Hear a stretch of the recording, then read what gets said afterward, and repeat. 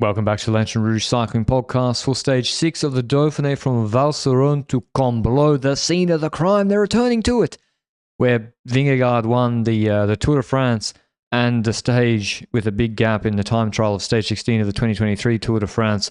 But now at the end of a road stage, the shortest Dauphiné road stage in a number of years, 127 k's long, light hills at the start before a Category 3, 5.6, 4.4% climb, then the Côte du Mont Sassonnet, which is 5.5 k's, 8.6%. Very hard. 5 k's, 9%. That's a hard climb. Then a descent, pretty long valley relative to the length of this stage. It felt like it went on for a long time. 25k valley, absolutely flat, before they do the Côte du Dauphiné, which is a climb in three parts. First part is 2.5 k's, 9.3%, steepest part. Then there's a more moderate section of 4 kilometers at about 5.5%. on a big road, and then they go up the last 2.7 k's at 7.7% to the finish at about 1,180 meters altitude. So not high altitude, quite steep climbs, intense short stage in the heat. Anything pre-stage, Benji? Ooh, I'm trying to think for a second, because in my notes I always forget to put the pre-stage stuff, but I don't necessarily think so. When it comes to Remco Evenepoel, we had some footage when it comes to his crash yesterday, but I couldn't really see what happened on that roadside footage either, so I just assumed that he said himself that he thinks his hand slipped or something. He didn't really know what happened himself, so based on that roadside footage, I couldn't tell either personally. It looked a bit harder than expected though, but I don't know if that would then influence today. We will see on the road today whether he has a bad day or not, whatever. But outside of that, I don't think there was any major stuff. One thing, Benjamin Thomas was pissed. He saw the tweet from the Dauphiné Twitter account, which was Remco's yellow jersey interview yesterday, when Remco said that they controlled because of Benjamin Thomas, and Benjamin Thomas quote tweeted it being like, "Come on, man, come on, I'm like a stage race rouleur. I'm no threat to you."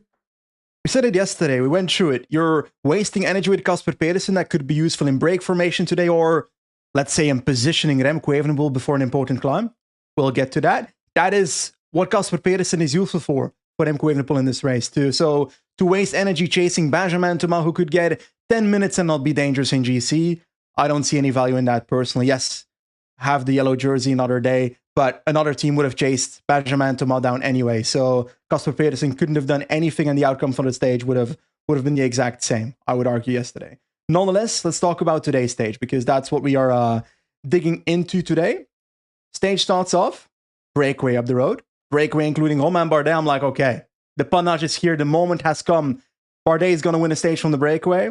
But then my mind triggers and realizes, we said yesterday that UAE should be trying to go for a stage like this.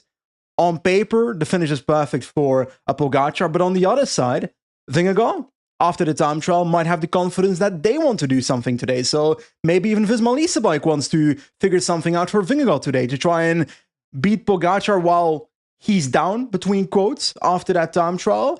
Remco Evenepoel, they were controlling a breakaway in a sprint stage, so it wouldn't shock me if they control a breakaway in a mountain stage either as a follow-up to that. But this breakaway did include Bardet, Michael Leonard from Ineos, and we got to give the man some credit. In the Ineos weekly show the other day, we went into the transfers of Ineos and we're like, okay, Leonard hasn't really shown himself that much in the last 2 years, but in the last week he has. He's been good time trial, solid climbing, definitely worth re-signing in my opinion. Alex Baudin also in this breakaway. Mathieu van der Poel on 14 seconds in GC. Bardet was on 2 minutes, by the way. Armira in this breakaway as well. Leknesund and Anthony Turgi. That's the breakaway. But it quickly becomes clear that UAE is pacing behind. And what did you expect from that point onwards in the stage? Did you expect UAE to try something already because they're pacing on that second last climb? Or did you expect them to just ride until the final one and try something there? Keep it simple, stupid. Always a good philosophy, and just know that control. Just keep your guys, make the pace, reduce it to 15, 20 guys maybe with Sivakov or someone on Sassonnet, and then their plan was to do a lead out on Dormancy, I think. So yeah, with the valley there and no satellite rider, it makes no sense for Pogacar to go on the second last climb, even though it's the hardest climb of the stage. But the break, Like Novak did a great job. He kept it at 140. He pegged about 145. And I think what UAE do, which a lot of teams and sprint teams it's changed cycling a lot, is when the break of the day goes, they start pacing almost straight away. They don't let it go to 4 minutes and then try to bring it back. They like basically put Novak on the front as soon as it's out of sight, and then he rides the same pace as them rather than trying to ride faster. But after Novak kind of keeps close, and then the GC riders fighting for position. It was quite a sketchy run-in, I would say, to that climb. Bad road surface, road narrowings. I'm glad Novak and then Visma had it in single file, or it was in single file.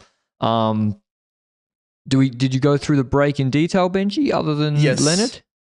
Went through every single rider in the breakaway. That breakaway would fall apart on the Côte de Mont Saxonnet, which is a climb we're going to talk about for a bit here. With 45 kilometers to go, there's let's be honest about it, a proper climb there where stuff can happen. And stuff does happen there. In the breakaway, we see the group already falling apart. There's 2 riders left from that breakaway at the top, at the front of the race. That's Michael Leonard and Alex Baudin. The rest of the breakaway drops and falls through the peloton because in the peloton, towards that climb, you mentioned it, there was a shaky run-in, stuff like that. But let's talk about the positioning of each rider here for a second, because UAE and Visma, I feel like they were positioning Pogacar and Vingegaard perfectly. Remco Evenepoel, do we put the Narnia stamp on it? Yeah, I was like, oh no, he's having a really bad day. Not true. At this moment, he was just out of position and someone dropped the wheel at P15. You've got to enter that climb closer. You have to. Maybe he thought that UAE controlling and Visma's lead out took him by surprise. But yeah, someone, Schachmann, whatever, they got to help him better there. It did remind me of the Visma Liseberg Classic lead outs, you know? We had like a massive lead out, Walter, the next Bertrand Hagenes, who again has impressed me a lot in this race. Like, this rider wouldn't shock me if next year he's in the Tour de France list. He could already be in it this year based on his performance in the Dauphiné. He's super strong, and his power in the first portion of the climb, like he's the one that pulls the group into the foot of the climb and makes that split, like you said, where it drops a gap behind the 15th rider. And as you said, Remco Evenepoel's behind that. I also had a moment of like, ooh, Remco, where are you, buddy? But then you think back to, was it stage 1 and LBL, for example, where Remco Evenepoel was positioned also in Narnia before La Redoute and LBL. So his team is unable to position him, and he doesn't seem to be able to position himself if his team fails to position him. And that is something they really need to work on for the Tour de France, because if you're going to be out of position before every important climb, or even half of the important climbs in the race, you spend a lot of energy, you spend your first bullet trying to come back to the front of the race. And that's what happens here for Remco. At first, 500, 700 meters of the climb, Remco's storming. He's teleporting, to be honest. He flew to the front again, and I was thinking, okay, Remco looks good now, right? Based on the way he teleported from his bad position to his good position. Yeah, he was straight up there. He was looking fine. So it just looked like stage 1 all over again. Nothing to be too concerned about. And then the Eagle of Durango, he attacks at this moment, and he goes, and Pogacar's straight in the wheel. So Pogacar's feeling good.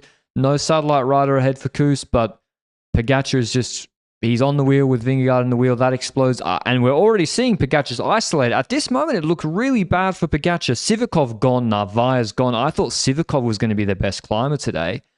And because in an ideal world, Pogacar does not need to respond to Sepp Kuss. No, why would he? He's won La Vuelta, but Sepp Kuss, I'm sorry, but he's not the danger for Pogacar for the Tour de France. He's on 2 And he's minutes. not the danger even in this race for GC. So Pogacar responding to Kuss felt like a necessity because he was isolated in that moment, or because he was getting isolated in that moment. Because if he has teammates there, if we're at the Tour de France with Adam Yates, Joao Almeida, those riders will take care of that. But in this moment, he's responding. Were you surprised that he closed it himself? No, because the team pays for the stage win, and he wants the stage win, and I guess he was waiting for them to come back.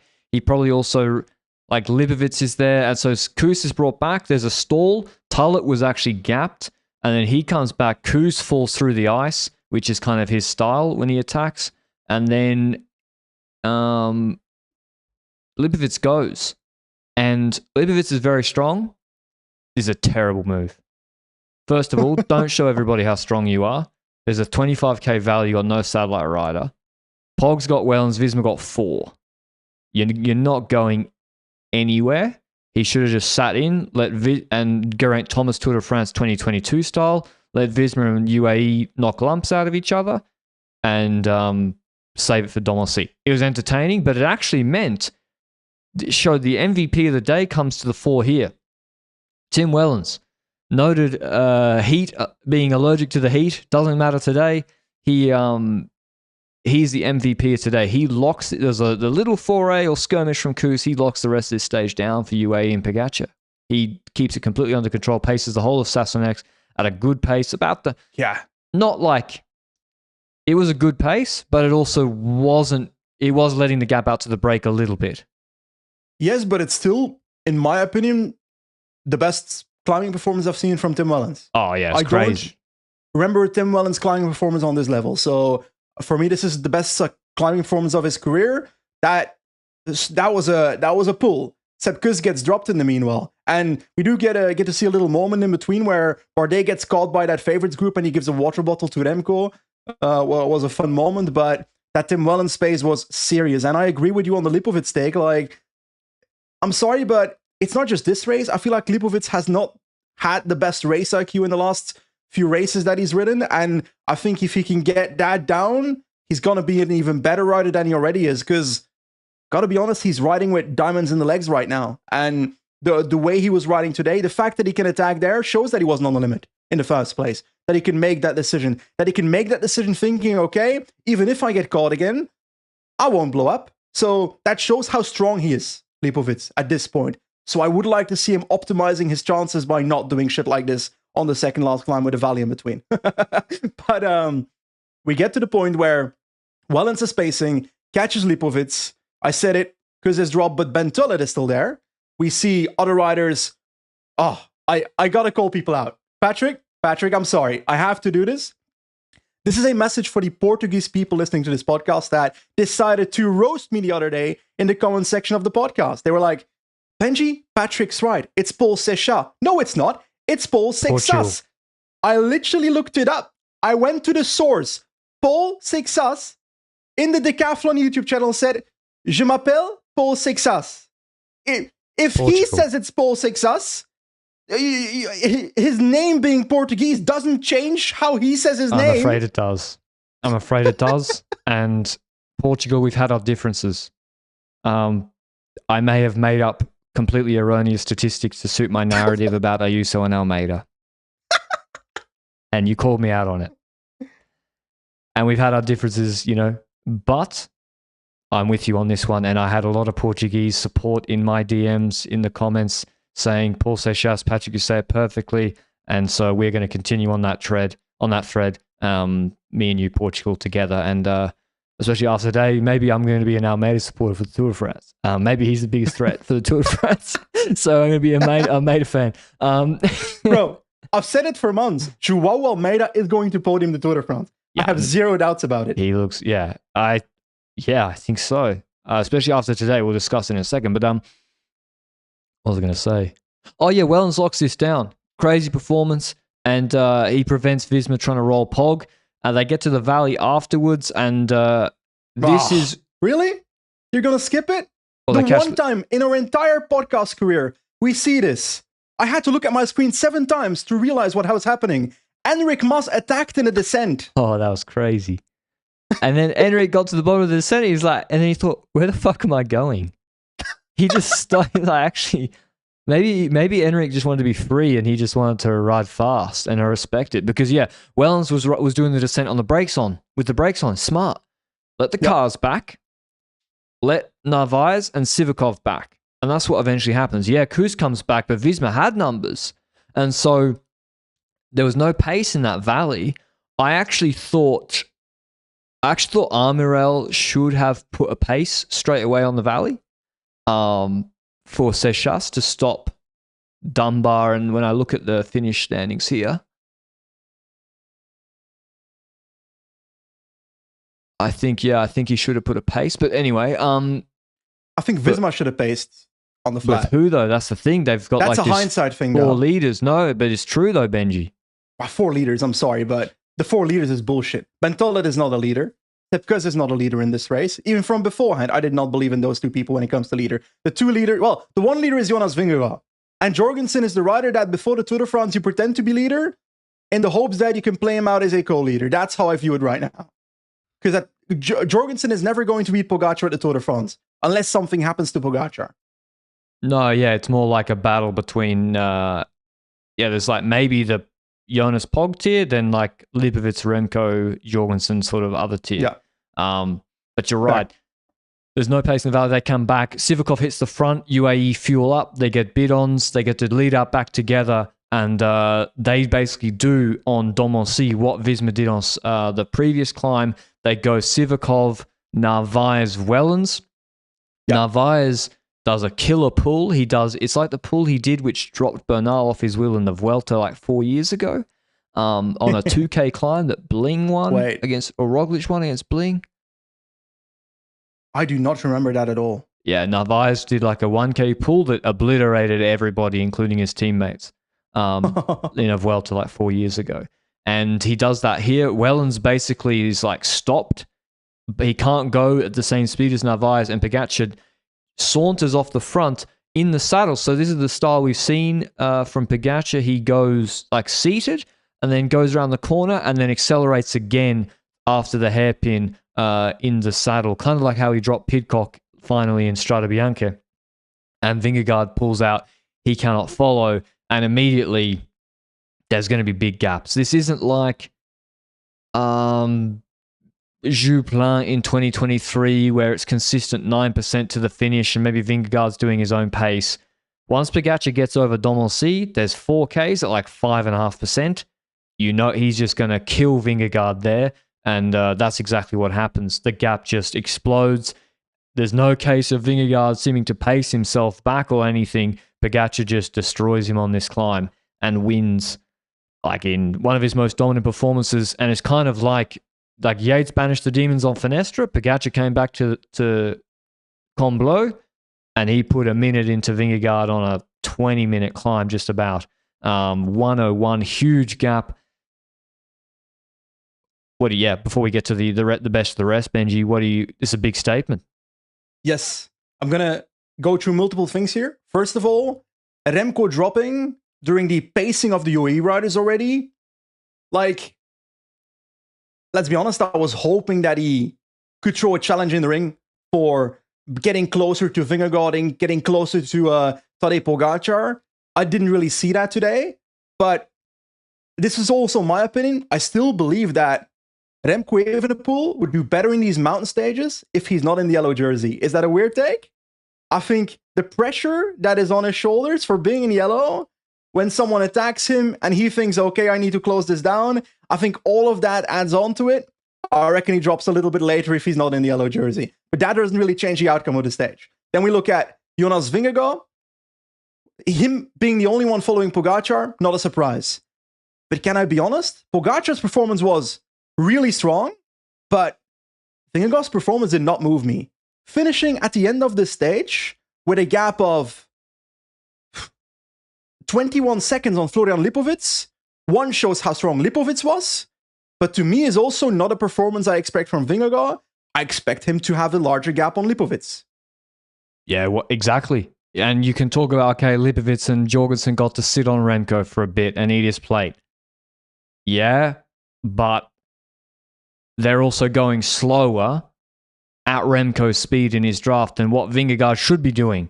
Remco shouldn't be pacing the same speed as Vingegaard in good shape. So you're right, Benji. Just like maybe on that TT in 23, Pogacar missed 25, 30 seconds. Even if Pogacar's on a super day today, which he obviously was, Vingegaard's at least 30 seconds off where he should be minimum. Yep. Like he shouldn't be losing more than you can. He gets dropped on the hard acceleration, loses 20 on the shallow bit, and then holds it level on the last 2Ks. That's probably where you're like, okay, work to do. But here he's way too close to the best of the rest. Exactly, he's closer to the rest than he is to Pogacar, and I'd expect it to be the other way around when it comes to Jonas Vingegaard. especially going into a Tour de France. It's still the Dauphiné, so it's different, but that's how I view the order of things if you look at their names on paper.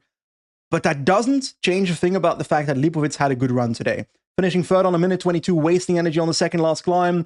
Strong performance.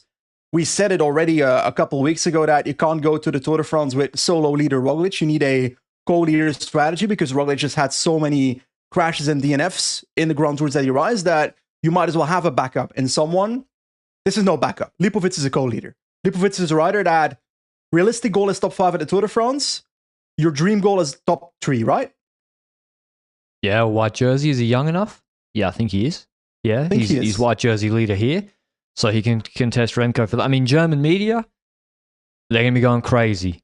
There's no way the German media will accept him being like, and the Giro's kind of taught the lesson, Benji, but there's no way he can be in the Pellizzari Roland Tour. There's just, I don't think he would even do it, to be honest. I think he'd be like, nah, as he should. So I think that's the best way for them to fight for podium is Lipovic and Roglic as co-leaders. Then you can work because Remco is going to be isolated. Then you can work a Remco or Almeida or whoever. But in terms of to go through the rest of the top 10, indeed, like Lipovic on 122, Vingegaard 101, Lipovic 122, Jorgensen 130, Evenepoel 150, Baudin from the breakaway 156. Was Tobias Johannesson from the GC group, Benji? Yes, shockingly yes. He's on 203, Louis Barret 204, Ben Tullet 204, same time Sechas. Some of those guys weren't in the group on Saint-Germain, right? The second last climb? Yes, that is correct. Barret was not in that group. The riders that were in it, I'll go through it again, were Mas, Johannesson, Sechas, and Dunbar, based on my list. I don't think Barret was in that list. I think he came back afterwards. He was also not in the breakaway today. Honestly, Louis Barret, sorry, but we got it. This man is so much better this year. And like, he was already a solid talent, but holy shit, this guy is good. No, this is like, what? This is crazy. Is this the savior of Intermarché? I mean, yeah, if he top, I don't know what you get for top. I mean, you got big mountains to come, of course, but I think you get like 125 UCI points for the Dauphiné, but he has to do the tour. So this is like top tour winning shape. Top tour, shape. Top 10, not winning. I don't think Louis Barret will win the tour. He was good in Amstel. I was like, okay, sweet. Like Alexander Kamp also podiumed Amstel, I think. Or like, that doesn't mean that it means you're good and improved and a great rider, but it doesn't mean you're going to be top 10 in a Dauphiné uphill finish. And were it not for the time trial, he was in the breakaway he was also in the breakaway on stage 3. Yes. But yeah, so the young guys, it's really interesting. Yeah, they all come in together. Barret, Tullet, Sechas all come in together. Baudin was very, very good, but he was from the breakaway. Every time you say Sechas, I'm like, what else? Lenny Martinez, not good, 248. So he gets smoked. So it wasn't a good day for him. Looking at some other GC hopefuls. That's about it, really. What does this mean, Benji? Well, what does this mean? First of all, we had an overreaction to the time trial. The overreaction to the time trial is okay. Oh, Pogacar is washed. I never really believed that. When I looked at the stage yesterday, I thought Pogacar's going to win. That being said, I'm obviously hoping for more of a challenge than I saw today. I am a fan of cycling as a sport, and I want to see a close battle at the Tour de France. Right now, I'm not really feeling that. And I didn't feel that before the Dauphiné, so I'm not that disappointed that there was no battle because I was expecting it. But the time trial threw me off. The time trial was like, okay, something's off here. Was it equipment? Was it legs? Was it a bad day? Tadej Pogacar did go into it in the post-race interview today. He mentioned that it was a concerning time trial and that he obviously would prefer not losing that much time in a time trial. I'm re-quoting him in my words. It was similar to what I said, though. And also that he takes it as a challenge to improve it together with the team towards the upcoming race, including the Tour de France, of course, most importantly. So he does confirm that he wasn't just sitting up for fun in the time trial, which was obvious, in my personal opinion. Like, he wasn't going to do that, especially when you see today. Some people might be, okay, Tadej, fantastic performance today. That must mean that he sat up on the time trial. No, he wouldn't sit up on the time trial and then go all out today. That makes no sense. Yeah, he was obviously much better today. The UAE team was much, well, Wellens was much better. And I still think it's equipment. I still think it's equipment. Nah, Benji. I think it matters a lot. He lost time to Vingegaard to the finish from T1. Yes. Pushing that includes a flat section a lot. Yeah, but he's pushing today. He's probably pushing fucking 70 watts more. Equipment Schmidtman.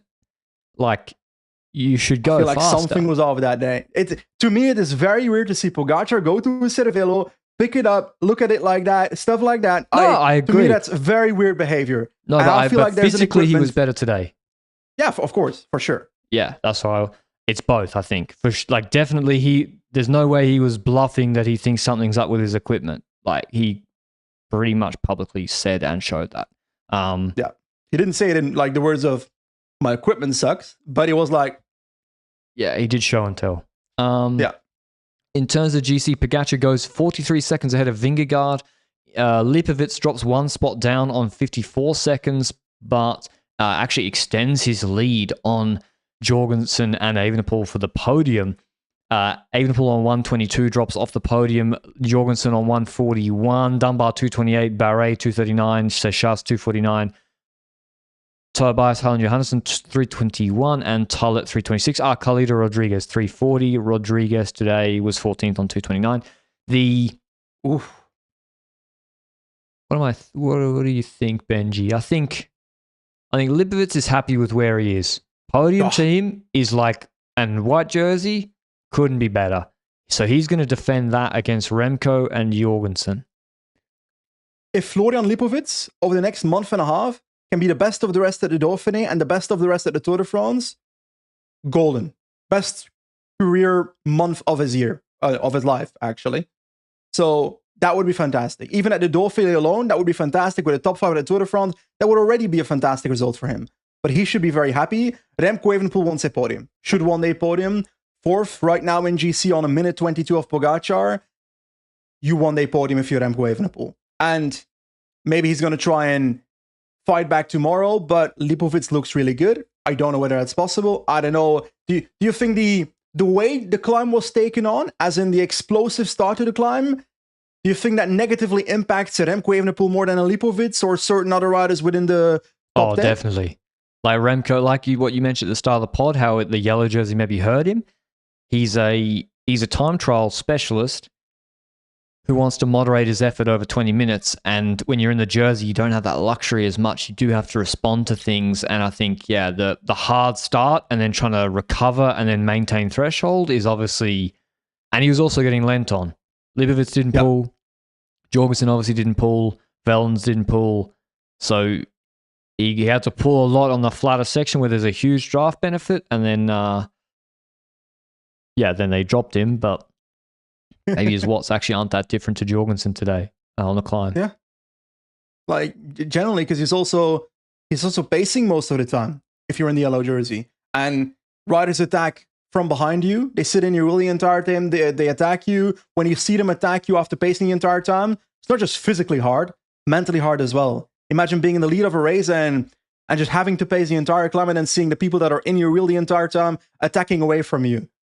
That's a pretty trash feeling. So I think mentally that also adds on to that, but was not the most impressive performance I've ever seen from Remco Evenepoel today, obviously.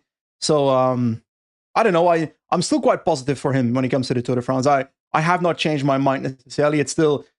Last year, Remco Evenepoel at the Dauphiné was significantly worse than Remco Evenepoel at the Dauphiné at the moment. That being said, he said he was closer to his Tour de France form this year. Yeah, exactly. So... he did crash yesterday, but right now it looks like Pogacar, Vingegaard, Almeida for the Tour, and maybe Almeida, Almeida could even be threatening second. It depends on how Tour de Suisse looks. So... Always possible. But yeah, maybe the Dauphiné is not over. We have a big high mountain stage tomorrow, so quite a different stage to today's stage, 133 kilometers long. Big statement from Pogacar today. Will they go again tomorrow from Grande Aiguille Blanche to Valmenier 1800? They do the Col de la Madeleine, 25 Ks at 6%, including some steeper sections. It's in 3 parts, so actually all the climbing's over 7%. Descent, no valley. Then the Col de la Croix de Fer, which is 22.4 Ks at 7%. There's a really steep section, 3 Ks at 10%, near-ish to the summit. Then the bit a more step descent of 25, 30 Ks actually, before a 15-kilometer valley before Valmenier 1800, which is 16.2 Ks, 6.8%. The first 10 Ks is like 7%. The start is like pretty hard, like 5 Ks at maybe 7.8%, but it's not that hard. It's the easiest climb of the 3. I think, well, Pogacar doesn't have to do anything, Benji. Exactly. I think, honestly, Pogacar should just play conservatively tomorrow and, if necessary, do a 1K attack at the end, whatever. Unless it starts to become too troublesome if he's isolated and if his Malisa bike has multiple riders that are trying to roll him, then you can see attack as your best defense. But otherwise, from that, outside of that scenario, I see a conservative ride trying to get through tomorrow in one piece and try to spend the bare minimum energy in this stage 7 of the Dauphiné for the sake of the Tour de France while still holding the yellow jersey until stage 8. On the other hand, you could say, okay, I'll try and take some more time on this stage, and then stage 8, I'm a bit safer. That's also a possibility. I do think Pogacar wins this stage. But by the way, we just described the best possible parkour of a stage 7 of a Dauphiné. 3 huge mountains. We're probably not going to see the first 2 because it's not broadcasted, right? Yeah, exactly. The first 2 is... And the Madeleine and Croix de Fer is brutal. Like, they got it's an hour plus steep climbing, so who knows? We'll be watching on the race center, I guess, on the ticker to see what happens. There's Dwars het Hageland. I mean, we could watch Rasmus Tiller against Matthew Brennan instead. Maybe Visma should do that. At the main screen. Maybe Visma should do that. Matthew Brennan. Oh, God. You should have started it, Benji. You could have had that Twitter hashtag. It would have been rolling today. Brennan to the Tour. It would have started firing today. Yeah, I'm telling you, Matthew Brennan would have won every single sprint stage in this Dauphiné. I think, could he have won today? By the way, this is a little bit behind the curtain, behind the scenes at LRCP. Pretty much after every single stage, and we finish recording, and then we stop going live. I say, you know what would have won today, guys? Matthew Brennan. I say, fucking high mountain stage. We're like, Roubaix, Roubaix was the only one you didn't because he was actually in the race. RVV I even said it after Roubaix. It's like, you know who would have won today? Matthew Brennan. Yeah. RVV said it. Every single stage. RVV, I didn't say it. No chance. Col del Finestre, you said. Finestre possibly. Matthew possibly. My dude. I'm still saying though, he would have won. He could have won all 3 sprint stages of this Dauphiné. Yeah, I mean, I do believe he could have beaten Jake Stewart, all due respect, in a sprint yesterday. And this Milan. More Milan, the one he did win was pretty good. I thought it was a pretty good sprint. No one even could come. They was dropping them out of his wheel. Patrick, big man, True, small man, 100% draft. I got to commit to the bit. Not be realistic. Big man, small man, 100% draft. Tracker got the other way around. They got Consoni, who's Brennan sized, in front of Milan. Yeah, they're thinking if Milan is behind Consoni, then there is the reverse push draft will push Consoni forward. Is that true? Well, if you're riding in a time trial and there's a car behind you with 5 bikes on it, then the reverse draft from that car being behind you pushes the rider forward. We've spoken about this. So if Milan's behind you and you're Consoni, technically Milan being behind you helps pushing you forward. True. That's maybe they're playing checkers. They're playing chess. I'm playing checkers. Okay, that was the Dauphiné stage 6, finishing on Combloux. Pogacar banishing the demons of Combloux 2023. Huge statement before the Tour de France. A minute, I don't think many of us expected him to put a minute onto Vingegaard today. Probably not even UAE themselves. And 20 seconds, 25 seconds was my expectation yesterday. Yeah. Maybe even in a sprint. Yeah, because you can, But a minute, that's a proper gap. So I also didn't expect Visma to light up the second last climb. So it was a good race from that regard. Yeah. It was good. It was covered. Hopefully we see most of the action tomorrow. And congrats to Paul Seixas. They need to change the jerseys. Seixas! The young rider's jersey should be U23. I agree. And there should be a grey jersey for riders over 34. The UCI is changing the rules saying that World Tour riders can't do even Nations Cup races now. So what Widar has been doing, or not, he's pro rider. Yeah. It's like, okay. Well, he's still on the U23 team actually with that. No. No? Am I dumb? You are correct. What the fuck? Crazy, huh? I had the same moment 2 months ago. I was like, huh? I saw him in Alps Maritime, and I was like, yeah, he's like their best climber this year, like on the pro race. Yep. Okay, so that vetoes my point. My point is, if they're going to make it harder, because they're saying there's way more young guys professional now at a good level, so therefore it's not fair for them to do the Nations Cup races or World Championships. Fine, whatever. Don't agree, but okay. Then you got to lower the white jersey to under 23 and make it an under 23 competition, and then it would be between right now Seixas, right? He'd have it. How old's Lipovic? I think so. He's 24. See ya. Remco's he's 25. See ya. Louis Barret, 25. Barret's not that young. Yeah, Seixas would be in the white jersey if it was under 23. I think they're going to make it under 23. Yeah, but who else is there then? Lenny Martinez? Mathis Rondel, is he still? Yeah, he's 21. It's just the French people competition then. Yeah, that's good. Vive la France. Yeah. Imagine if Paul Seixas, by the way, was doing the Baby Giro next week. Can he do it? Can he go from this race to the Baby Giro? That would be so funny. I don't know if Paul Seixas can do that. See, what I think the rule should be is, I think it is wrong if Seixas goes to the Baby Giro after going in probably top 10 the Dauphiné.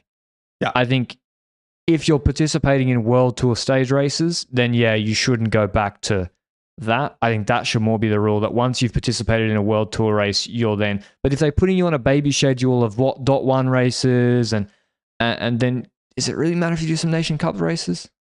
Can it be once you surpass a certain amount of World Tour points in your career, you're not allowed to do that anymore? That's another good one. There's got to be a better way. So yeah. Oh, because I can't wait to discuss UCI points in the weekly show, by the way. Sorry, yeah. Biggest news of the day. There was a huge UCI press release drop yesterday. No formatting, no title headings. Literally, just it was like, here's the new calendar. And you're like, oh, okay, sweet. Yeah, a few changes. No, whatever. And then you just scroll a bit further. Like, this keeps going. And then there's like handlebar width restrictions and rim height restrictions. And there's no and points from cyclocross and mountain bike and other disciplines of cycling counting for road cycling wildcards. What the fuck is that? Totale assurdità del walkie. Imagine if Manchester City in the Premier League got points in their Premier League ranking because the Manchester futsal team scored a goal. What is this stupidity? Their beach soccer team was good in the off season. Yeah, I don't know what to say. I mean, guys like, yeah, we'll speak about it on the weekly show, but I read that, I was like, excuse me? I mean, all the Alpecin would be rubbing their hands together. They got all the... Arkea would sign 5 BMX riders. Astana would sign 10 cycling esports riders. Bro, I was like, what? Archie Atkinson to Quickstep? Yeah. There you go. Maybe. Okay, that was the recap of the Dauphiné. We'll see you with the High Mountain Stage, the big Saturday showdown tomorrow. Until then, ciao, ciao, ciao.